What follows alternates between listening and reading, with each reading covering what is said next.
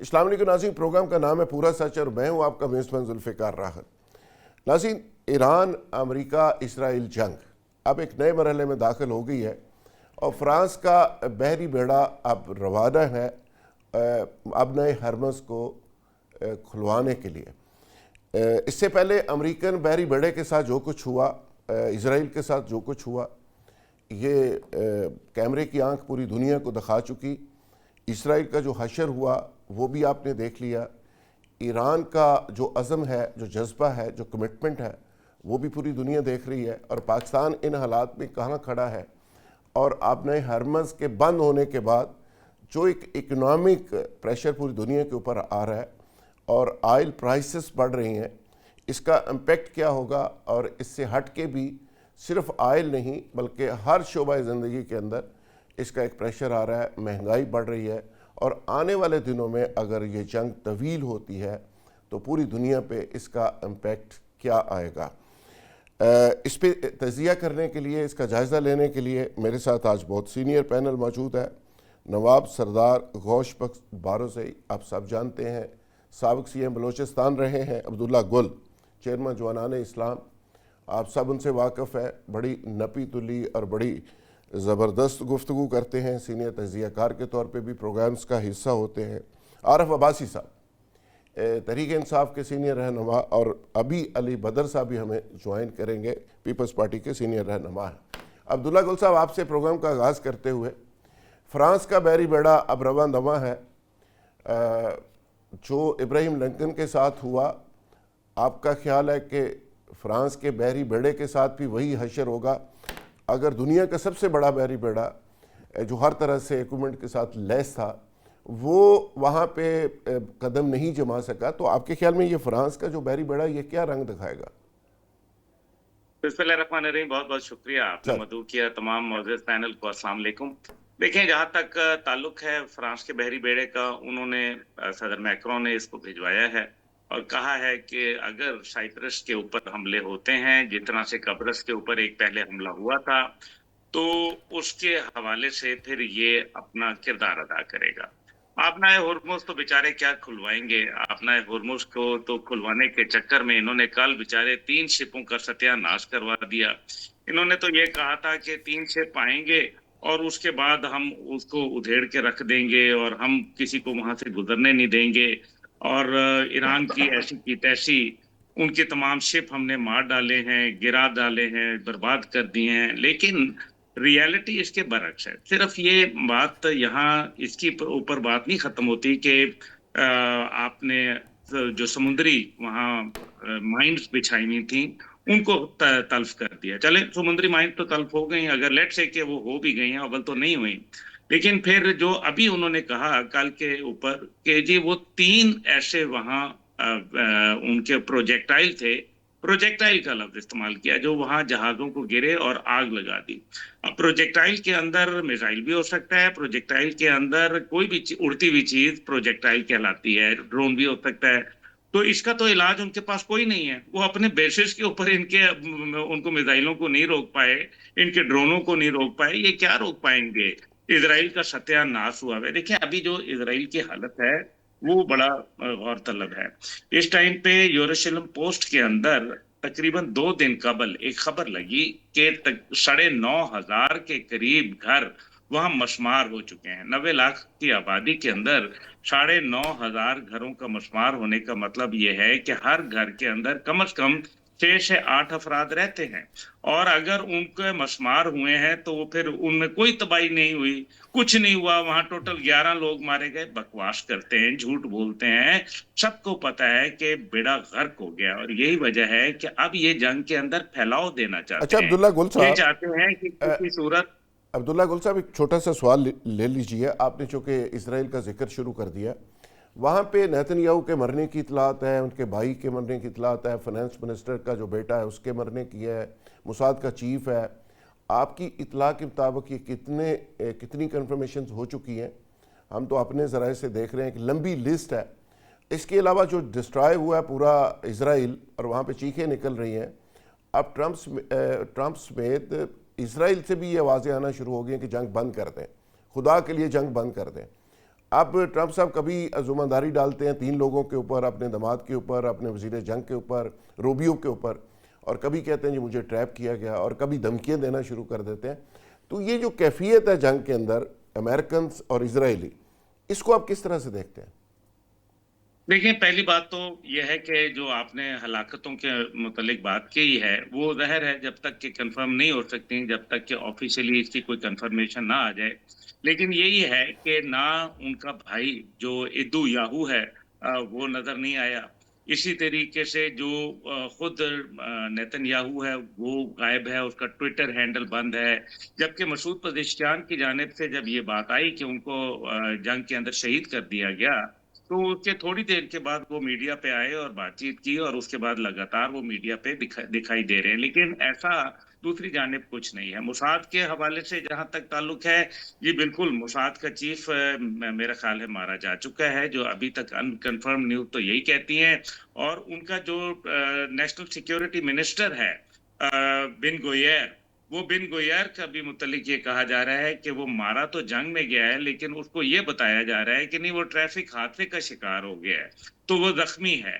جبکہ نیتن یاہو ابھی تک اس کا کوئی پتہ نہیں ہے. کل رات کی بات یہ ہے کہ جو صدر ٹرمپ نے متعدد بار درخواست کی تھی صدر اسرائیل سے کہ آپ اس کو کرپشن کے کیسز پہ معافی دے دیں، انہوں نے کہا کہ جناب کوئی معافی نہیں ہے. اس کا مطلب یہ ہے کہ اندرون خانہ بھی اسرائیل کے اندر شیطان یاہو کے اوپر چارجز بڑے سخت ہیں اور لوگ اس کو پسند نہیں کر رہے.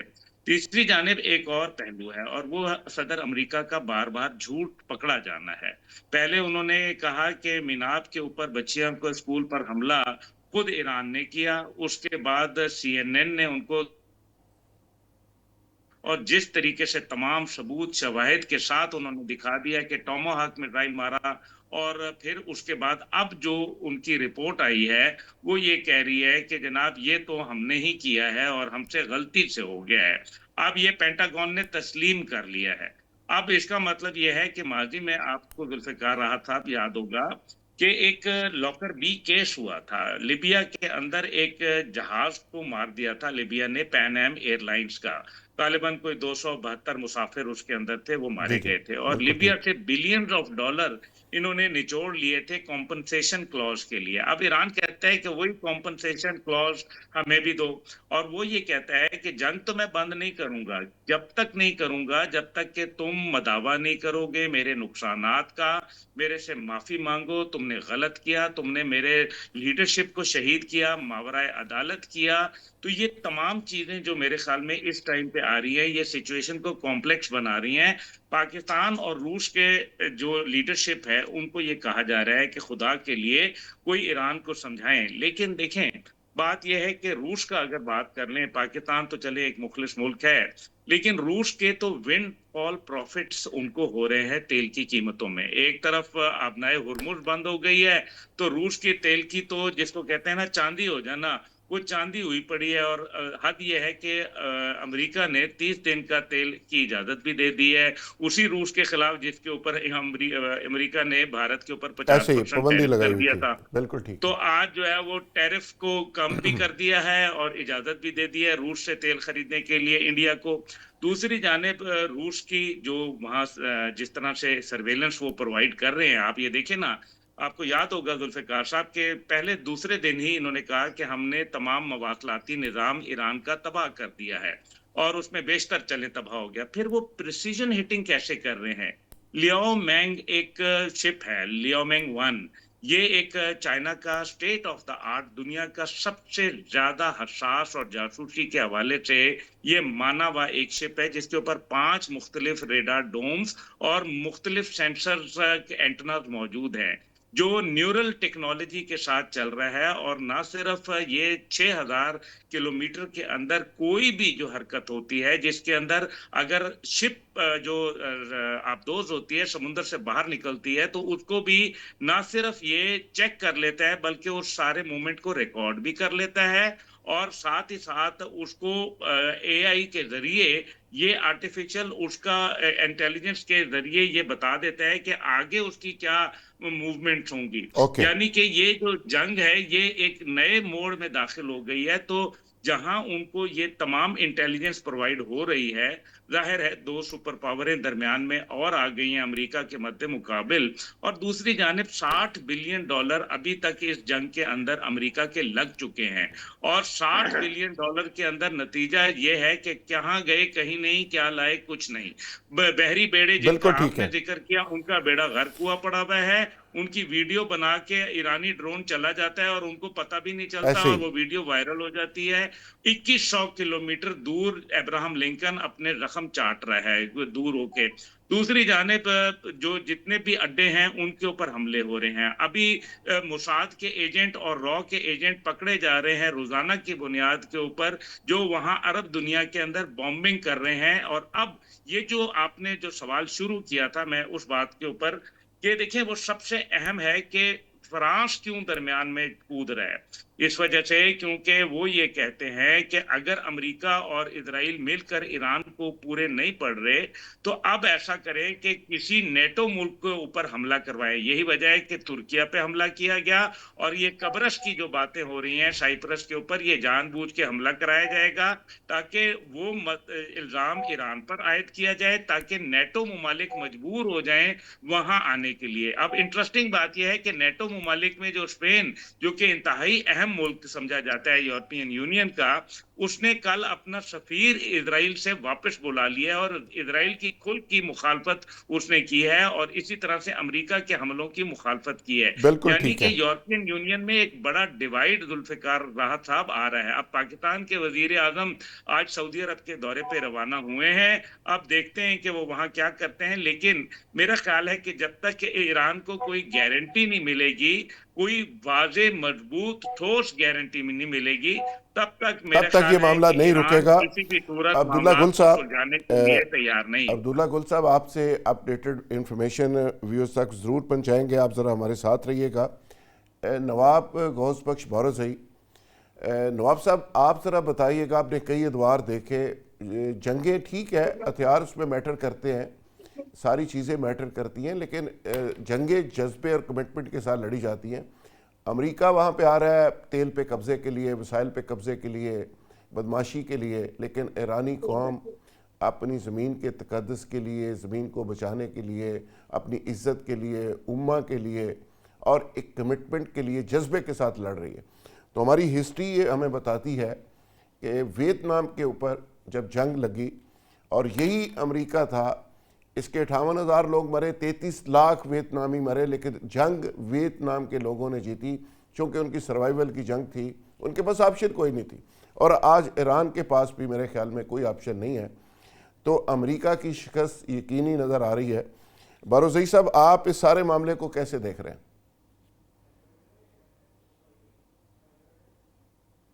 بارزئی صاحب، ایک چیز تو بہت زیادہ کلیئر ہو گئی ہے کہ آپ نے جیسے فرمایا کہ بدماشی، تو اس وقت یہ ہے کہ رشیا کیا ہو سوری جی اسرائیل کی بدماشی تو ثابت ہو گئی، اس طریقے سے ہر درمی کرتا چلا ہے وہ اپنے ریجن میں، وہ اپنی جگہ پہ۔ اس کے بعد اپنے ٹرمپ صاحب جو آئے ہیں اس عمر میں، ان کی بڑی بدماشی، انہوں نے نقصان یہ کر دیا اپنا کہ ان کا بھرم ٹوٹ گیا۔ ان کا خیال یہ تھا کہ ایران کچھ بھی نہیں ہے اور ایران کو فوراً ہی جو ہے نا وہ کروا لیں گے، اپنی طاقت بھی اس کو شکست بھی دیں گے۔ تو یہ شکست امریکہ کی ہو گئی ہے جی، امریکہ کی شکست ہو گئی ہے۔ رشیا کہتا ہوں، پھر اسرائیل جو ہے اس کی تو پہلے بھی پتہ تھا۔ کاش مسلم امہ جو ہے وہ بھی یکسو ہوتی تو دیکھتے کہ کیا حالات ہوتے۔ ہیڈس آف ٹو ایران کے لوگوں کو سلام کہ انہوں نے ایک بہت بڑی مت توڑ دی کہ امریکہ بھی ہے، اسرائیل بھی نہیں ہے، اور اس طرح سے یہاں سے بھی جیسے انہوں نے کی ہوئی تھی۔ یہ ہے کہ بڑی چیز ہے، اور جذبہ ایمان یہی جو ہے کام دے گا ہم کو۔ تو ایران کو میں دونوں ہاتھوں سے سلام کہوں گا۔ گوڈ، زبردست سلام بنتا ہے بہت بڑی جی۔ مت توڑ پروڈیوسر دی۔ صاحب ان کی آواز ٹھیک کریں سردار صاحب کی، اور اس کو بڑھائیں بھی ذرا۔ اسلام یقینی طور پہ بنتا ہے ایرانی قوم کو، پوری دنیا اسلام کو ان کو سلام کرنا چاہیے کہ وہ امت مسلمہ کی جنگ لڑ رہے ہیں، اور اس کے لیے جو سیکریفائز کر رہے ہیں, جو اس کی پرائز پے کر رہے ہیں, بلا شبہ یہ ایک بہت بڑی بات ہے.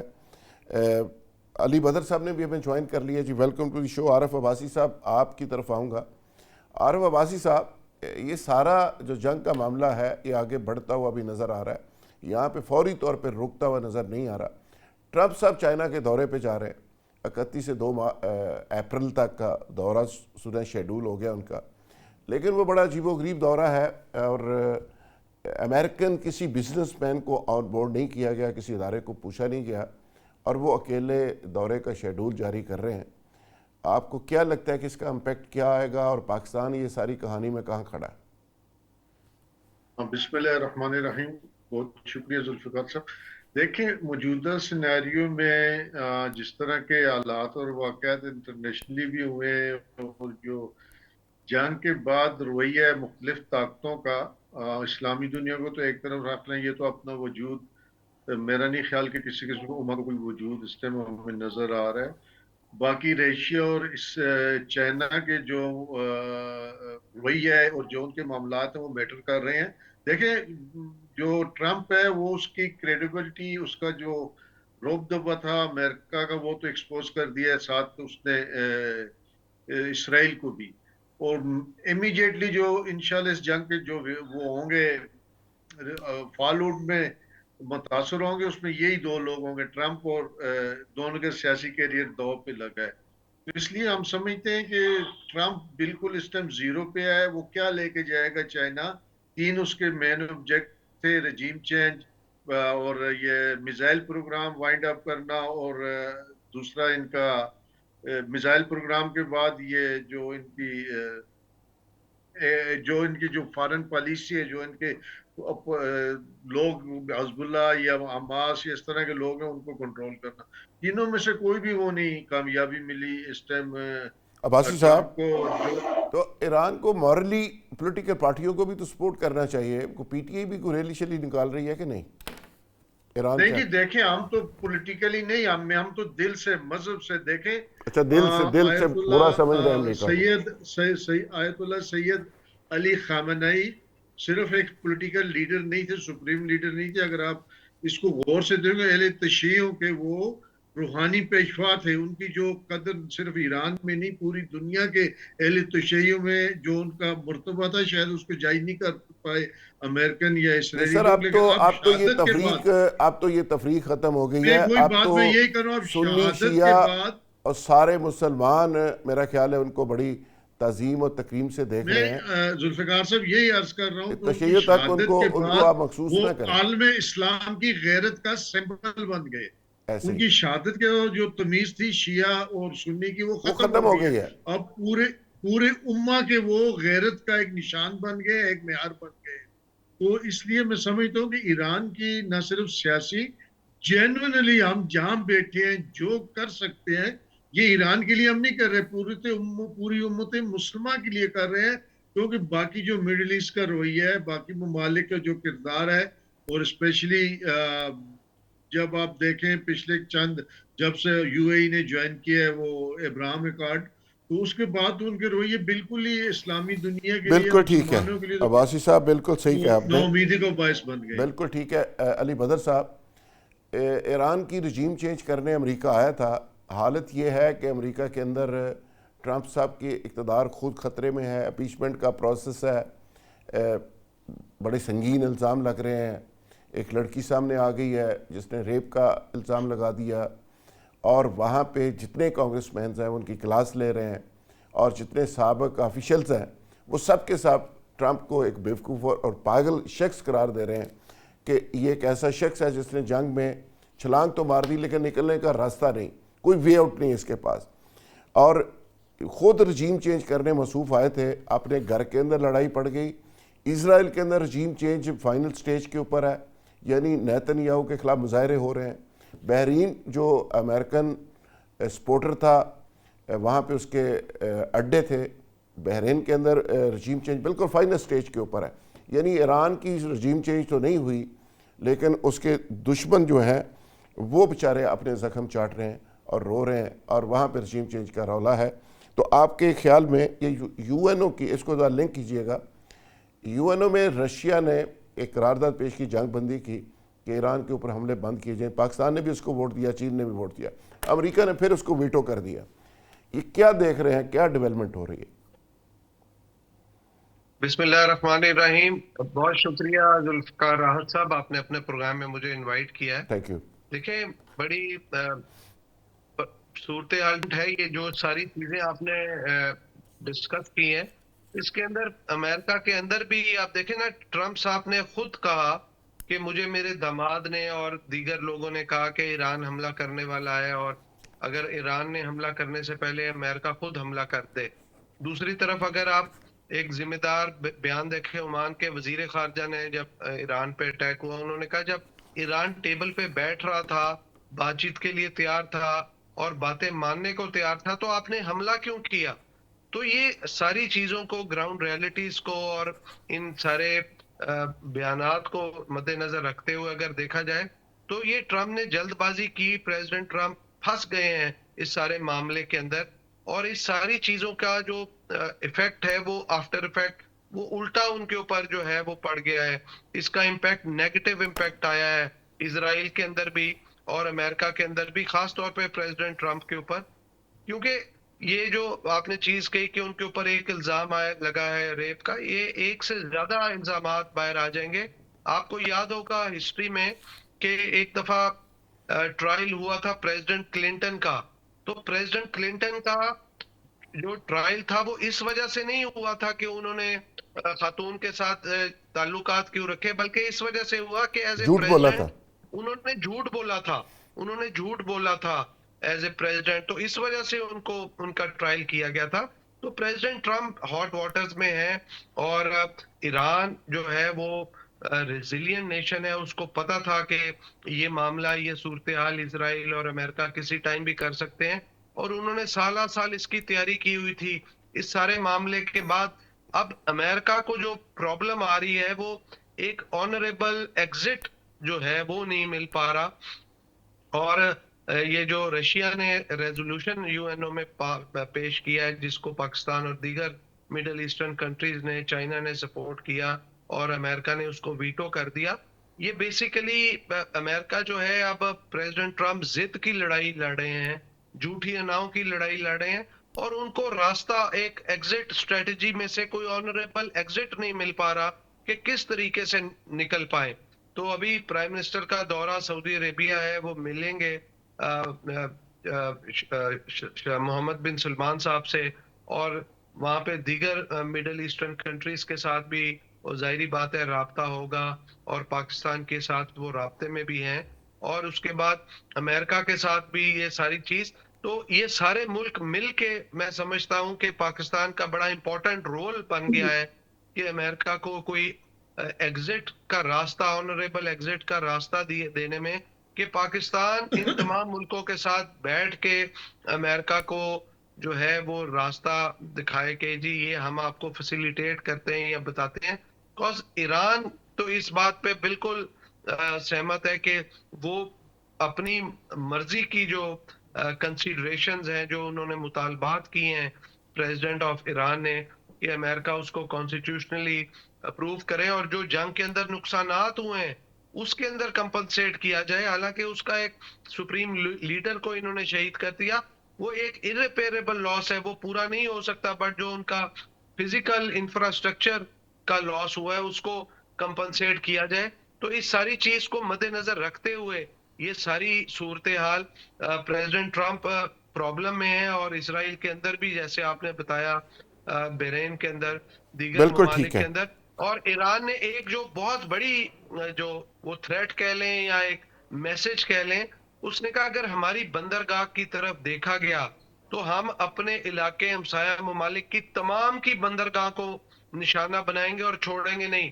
तो ये एक मैसेज है तमाम मिडिल ईस्टर्न कंट्रीज के लिए कि अगर वो आइंदा फ्यूचर में चीजों को लेके चलना चाहते हैं तो वो ईरान को भी सेव करेंगे और अपने आप को भी सेव बिल्कुल करेंगे। ठीक है। तो इस सारी जंग के अंदर सारे मिलके फंस गए हुए हैं। बहरहाल इस जंग में जहाँ पे बहुत सारे लोगों का नुकसान हुआ, वहाँ पे बहुत सारे लोगों की अपॉर्चुनिटी निकली, बहुत सारे लोगों को मैसेज किया, अमेरिका की बदमाशी निकली, इसराइल का भरम टूटा, اور جب بدماش کا برم ٹوٹ جاتا ہے تو پھر ہر کوئی آ کے اس کو تھپڑ مارنا شروع کر دیتا ہے. تو مجھے لگتا ہے کہ یہ ڈاؤن فال ان کا شروع ہو گیا اور اسرائیل تو بالکل ہسٹری ہو جائے گا انشاءاللہ. ناظرین یہاں لیں گے ایک بریک, اور بریک سے جب واپس آئیں گے تو ایشو کو کنٹینیو کریں گے. Stay with us. Welcome back ناظرین. پروگرام کا سلسلہ وہی سے شروع کرتے ہیں جہاں پہ ختم کیا تھا. عبداللہ گل صاحب, میں کل ہی دیکھ رہا تھا کہ آپ کے والد محترم کے طور پہ نہیں, اس قوم کے ایک ہیرو کے طور پہ, ایسٹ کے طور پہ جنرل حمید گل نے جو کچھ ماضی میں کہا, بہت ساری باتیں درست ثابت ہوئیں اور بہت ساری باتیں آج درست ثابت ہو رہی ہیں. یہ ایران اور خامنائی تو اس امت مسلمہ کی غیرت اور عزت کا سمبل بن گئے. ہمارے عرب کنٹریز کب سمبل بنیں گے, کب یہ صہیونی سازشیں سمجھیں گے؟ اب تو کھل کے سامنے آ گیا اسرائیل کہ اسرائیل پاکستان سے کیا چاہتا ہے, ایران پہ اٹیک کروانا چاہتا ہے, سعودی عرب کو کیسے یوز کر رہا ہے, قطر کو کیسے کر رہا ہے, وہ ٹرکی کو کیسے الجھانا چاہتا ہے. تو اب تو پہلی دفعہ اسرائیل اتنا کھل کے ایکسپوز ہوا, کہاں کہاں سے را کے ایجنٹ, موساد کے ایجنٹ پکڑے جا رہے ہیں, ایک پورا نیٹ ورک ہے. تو آپ کے خیال میں آنے والے دنوں میں یہ ہمارے مڈل ایسٹ کے جو برادر اسلامی ممالک ہیں ان کو ریئلائزیشن ہوگی؟ ذوالفقار راحت صاحب بہت بہت شکریہ, آپ نے میرے والد صاحب کے حوالے سے بات کہی, اللہ ان کو غریق رحمت فرمائے. دیکھیں صرف میں نہیں سمجھتا کہ یہاں وہ ایک امت اسلامیہ کے ایک لیڈر بن کر علی خامنہئی صاحب زندہ ہوئے ہیں, بلکہ وہ تمام ان ممالک کے بھی نمائندگی کر رہے ہیں جو آج امریکہ کے ظالمانہ رویوں کے خلاف ہیں, جو اسرائیل کی دہشت گردانہ پالیسیوں کے خلاف ہیں. آپ دیکھ لیجئے کہ بار بار پوری دنیا اکٹھی ہو کے یونائٹڈ نیشن میں اسرائیل کے خلاف کھڑی ہوئی, لیکن انہوں نے اسرائیل کو ہمیشہ ویٹو کر, اس کے اوپر ویٹو کیا امریکہ نے, یعنی کہ پوری دنیا ایک طرف اور امریکہ ایک طرف ہے. اس سے ایک بات تو ثابت ہو گئی کہ دنیا کو تقسیم کر ڈالا, اور یہی تقسیم آج شاید اسپین کے اندر بھی جو ایک ریزسٹنس کا سمبل ہے وہ تو آیت اللہ علی خامنہئی شہید ہیں. اور یہ یاد رکھیے گا کہ جب افغانستان کے اندر صورتحال تبدیل ہوئی تو آنریبل ایگزٹ, جس طرح سے ابھی ذوالفقار صاحب بات کر رہے تھے, آنریبل ایگزٹ کی تب بھی باتیں ہوتی تھیں. تو پھر آنریبل ایگزٹ ملا یا رات کی تاریکی میں منہ چھپا کے باگرام سے آخری جرنیل بھاگا؟ وہ تو ویڈیو سب نے دیکھی ہے, وہ تو تصویر دیکھی ہے. تو مقصد یہاں یہ ہے کہ یہ ساری چیزیں آنریبل ایگزٹ وہ چاہیں گے ضرور, لیکن آنریبل ایگزٹ ملے گا نہیں, کیونکہ وہ ڈس آنر ہو چکے ہیں. اور جو ابھی رپورٹ آئی ہے, جو گورنمنٹل امریکن رپورٹ ہے, اس میں یہ کہا ہے کہ رجیم مزید مضبوط ہو کے سامنے آئی ہے بجائے اس کے کہ رجیم کمزور ہونے کے ایران کے اندر. تو رجیم تو چینج ہوتی نظر آ رہی ہے, لیکن امریکہ اور اسرائیل میں نظر آ رہی ہے.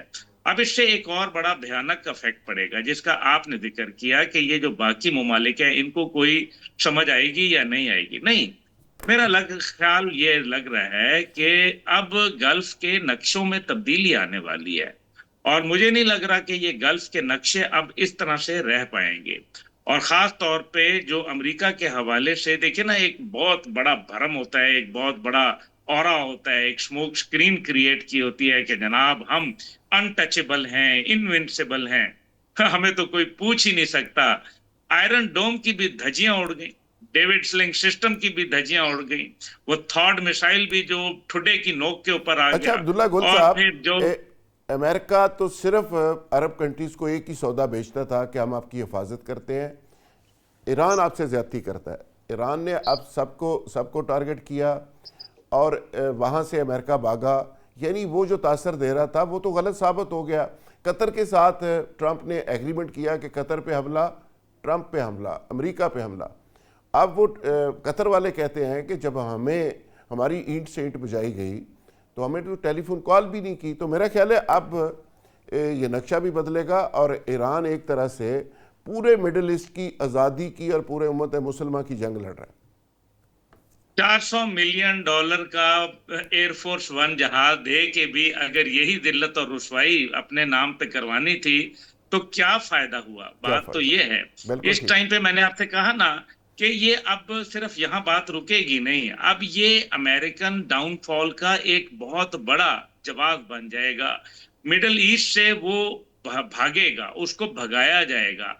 अब वो जबरदस्ती वहां रह नहीं सकता। मिडिल ईस्टर्न कंट्रीज के अंदर जो तिजारत का एक सिलसिला था वो भी अब वैसा नहीं रहेगा। वो जो कहते थे ना या शेख वीजा भेज, अब वो या शेख वीजा भेज वाला सिलसिला भी नहीं रहेगा। आप देखें कि इस टाइम पे अरब दुनिया से पाकिस्तान का वीजा लेके पाकिस्तान आने के लिए तांता बना हुआ है पाकिस्तान एम्बेसी के अंदर। लोग कहते हैं पाकिस्तान आना है। एक दफा पाकिस्तानी जो है वो वीजा नहीं मिलता था, सिफारिशें कराते थे सफीर से, किसी वजीर से कि जनाब हमें वो यूएई का वीजा लगा दो। आज वो पाकिस्तान का वीजा लेके आ रहे हैं। मतलब आप देखें, खुदा की शान है। अब ये सारे सिलसिले में आपको याद है मेरे वालिद का आपने जिक्र किया, तो उसमें उन्होंने एक और बात भी कही थी कि एक वक्त आएगा जब दुनिया के फैसले पाकिस्तान में हुआ करेंगे। आप देख लें आज क्या हो रहा है कि अमेरिका जैसा मुल्क पाकिस्तान से मदद मांगने के लिए तैयार हो गया है। और अभी वो जो पंजाबी में एक बात कर लूं कि जे गल दुआवां ते आ गई है व्हाइट हाउस तो जेडे फिर पादरी बुला के दुआवां करा रहे ने, ते बेहतर है हुन हथियार रख दियो ट्रंप जी। हुन ते मार पड़ ही गई है तुहानू, और तो अब्दुल्ला गुल मतलब गल साहब, खत्म करो। अब्दुल्ला गुल साहब, जो यूएई की सूरत हाल थी, हमारे ऑफिशियल्स को वीज़े नहीं मिल रहे थे, सीनियर लोगों को वीज़े नहीं दे रहे, अमेरिका वहाँ पे जूश का पड़ाव था, इंडिया के वहाँ पे बंदर बन रहे हैं। आज वहाँ पे एयरपोर्ट की जो मैं हालत देख रहा हूँ कि वहाँ पे दाखिल होने के लिए नहीं, दुबई से निकलने के लिए लोग एक दूसरे का गिरेबान पकड़े हुए हैं। हज़ारों लोग एयरपोर्ट पे जमा। अस्तगफिरुल्लाह। देखें, मैं आपको बताऊं अल-फाशिर में क्या हुआ, फिर इनका किरदार मतलब सूडान के अंदर देख लें आप, इनका किरदार वहां देख लें, ये क्या नाम है यमन के अंदर देख लें, सोमाली लैंड के अंदर देख लें। जिस जगह भी इजराइल को तस्लीम करना, जिन्होंने तस्लीम किया था, पूछे ना वो जो बोर्ड ऑफ पीस था वो कहाँ चला गया हजरत? वो तो बोर्ड ऑफ वॉर बन गया। ऐसे ही अभी वो जो कहते थे कि हम तो पता नहीं, मतलब हमारे देखिए ना, एक सबसे बड़ा होता है भ्रम। किसी को एक बदमाश है ना, वो ठीक फिरता है। है गली के अंदर, मैं बड़ा बदमाश हूँ, फलाना तू है, ये फलाना, धमकियां लगा, धमकी धमकी धमकी। एक आदमी नीचे से बिल्कुल छोटा सा आदमी आया, पतला सा, उसने उसके मुंह पे रख के थप्पड़ मार दिया। तो अभी और थप्पड़ उसका खा बरम के खत्म हो गया। गाल लाल हो गए। बिल्कुल अभी सही है। इनके ये अभी जाए ना जाए मानदम ना ऐसे ही बात पाए है। रस्तम की सिचुएशन के ऊपर अब्दुल्ला गुल आके साहब, खड़े हुए हैं। आपसे बड़ी इंटरेस्टिंग गुफ्तगू हो रही है। शेर अफजल भरवत साहब ने हमें ज्वाइन किया है। अभी एक ताज़ा फैसला आया है इमरान खान के हवाले से, उनकी जेल से बाहर मुंतकिली के हवाले से वकला ने केस दायर किया था, कोर्ट ने अभी डिसीजन दिया है। शेर अफजल मरवत साहब, वेलकम टू द शो। आप ज़रा अपडेट कीजिएगा कि ये जो फैसला है इसके बारे में आपके व्यूज़ क्या हैं, और जो मौजूदा टीम इमरान खान के नैरेटिव को लेके चल रही है, उनके केसेस को लेके चल रही है, उनकी कामयाबी है नाकामी है? बहुत शुक्रिया। ये जो फैसला आया है, मुझे वैसे इब्तिदा में ही ये हैरत थी कि लीगल टीम जो है वो डायरेक्ट हाई कोर्ट से तो रजू कर रही थी कि खान को जो है अस्पताल शिफ्ट किया जाए, लेकिन अभी तक जो ये 7 दहाइयों पर मुहीत हमारी जो तारीख बनी है कानूनी, इन हवालों से कि जब कोई शख्स जेल में होता है और उनको इलाज दरकार होता है तो उसके लिए तो कानून के तहत बड़ा वाज़ेह तरीक़ेकार हैं, और वो तरीक़ाकार ये हैं कि अगर कोई शख्स जो है उसको बाहर इलाज की ज़रूरत है तो इसके लिए सबसे पहला अमल ये होता है कि उनके वकील जो हैं जेल सुपरडेंट को दरख्वास्त देते हैं कि जी ये हालात हैं और इन बीमारियों के पेश नज़र इलाज जेल में मुमकिन नहीं है, तो ये तयन करने के लिए कि क्या इलाज जेल में मुमकिन है या नहीं है, और उनका इलाज कहाँ से होना चाहिए और किस तरीके कार के तहत होना चाहिए, इसके लिए स्पेशल मेडिकल बोर्ड की कॉन्स्टिट्यूशन होती है। और जब स्पेशल मेडिकल बोर्ड कॉन्स्टिट्यूट होता है उसमें जो रेलेवेंट बीमारी होती है उनके माहिरीन शामिल होते हैं, वो फिर मुल्जिम या कैदी हवालाती का मुलायदा करने के बाद जो है अपनी सिफारिशात मुरतब करके